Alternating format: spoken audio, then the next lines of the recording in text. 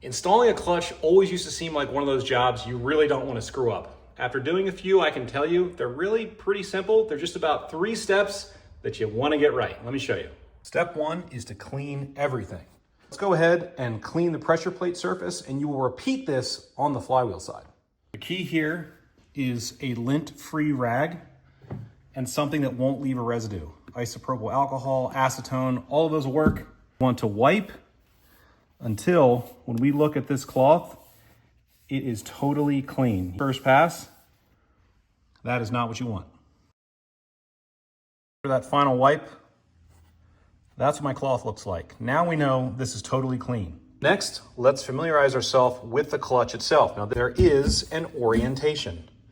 Look around and look closely, and I almost guarantee, there it is. It says flywheel side. So that side goes towards the flywheel. If you get that wrong, you're gonna have a problem. Speaking of orientation, let's talk about alignment.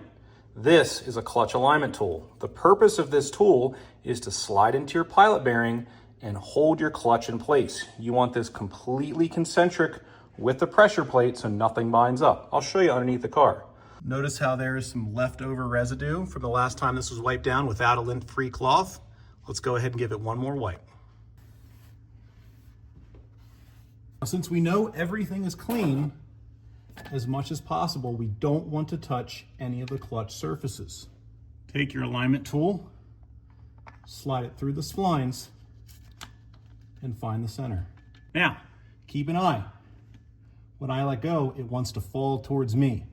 So, I recommend getting this set up with your pressure plate in hand so it doesn't fall out on the ground. Now, after we install everything, the point of the alignment tool is to ensure everything is centered. If it's not, it's going to make it very difficult to install your transmission. So we'll do a test at the end after everything is bolted up and make sure that that tool slides in and out easily. If not, we need to loosen everything back up and recenter the clutch disc. Briefly talk about hardware. For starters, you should never reuse old pressure plate bolts. I recommend picking up a quality set like this from ARP. Now, if you're using ARP hardware, there's a few extra steps that you may or may not need to take. For starters, you need to determine whether your ARP hardware requires ultra torque lubricant, Loctite, neither, or both. Carefully slide your pressure plate over top of your clutch disc. Now, if there's dowel pins on your flywheel, make sure to align them now, and also go ahead and throw in all of the bolts just finger tight. Notice how I'm wiggling this around? I'm trying to ensure that everything is concentric, nothing is bound, and it slides in and out. Now, the next thing we're going to do before we torque anything, you'll see people grab an impact and run these bolts down. Don't do that. Get yourself a tiny little ratchet and just by hand snug them all down evenly. When it's time to torque, we're not going to jump right to the torque spec. We're going to sneak up on it. I like using a small ratchet so I can feel what I'm doing. All right, let's hop to the torque wrench. I'm gonna set mine at about 15 foot-pounds. Now the goal is to eventually get to 50. You need to check the specs for your specific application, but we're gonna sneak up on it, starting very low.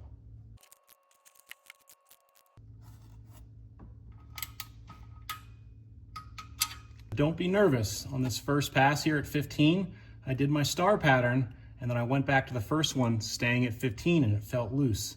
That's because how this gets drawn up. So you actually might need to go back across 2 or even 3 times at a single torque setting to make sure that everything is aligned. Now that we've got about 15 foot-pounds on it, we're gonna go ahead and check this right here.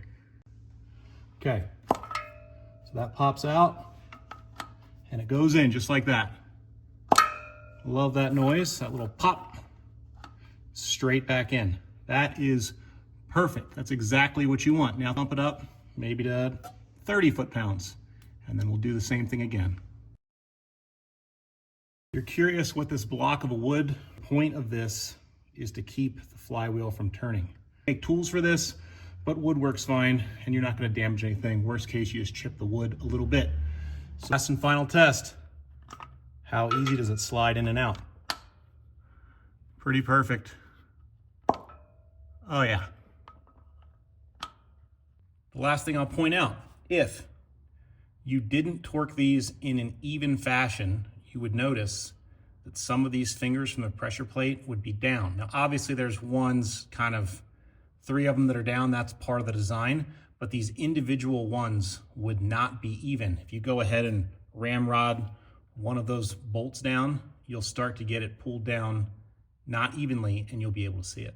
And that's really it. Basically make sure everything's clean, make sure your orientation of your clutch disc is correct, install your alignment tool, install the disc, and when you put your pressure plate on, tighten it down in a star pattern evenly. And when you're done, as long as that alignment tool slides in and out, you're good.